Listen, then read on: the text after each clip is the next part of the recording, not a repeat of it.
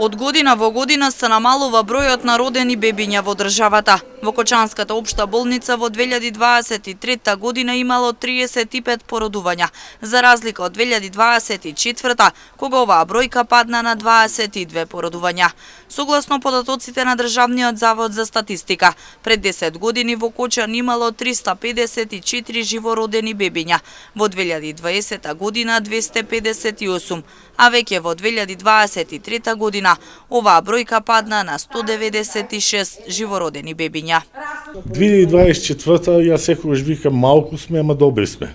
Имаме 22 породување, некаде околу 1500 прегледи, имаме некаде околу 225 хоспитализации.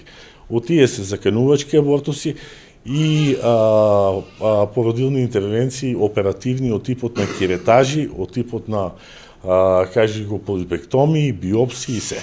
Слична е ситуацијата и во Штипската клиничка болница. Иако годината заврши со 480 раѓања, бројот е намален за 10% споредбено со претходната година.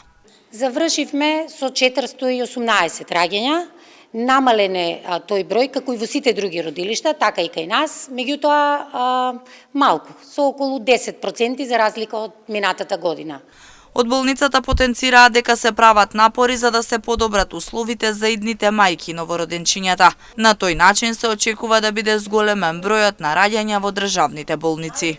Веќе сме модернизирани, подобрени ни се условите, има направено нови 2 апартмани и уште 2 соби, кои што се со многу подобрени услови. Во план сме за реновирање на WC-то, кој што ќе се случи веднаш после Божик, така да има многу подобри услови за родилките, за идните мајки.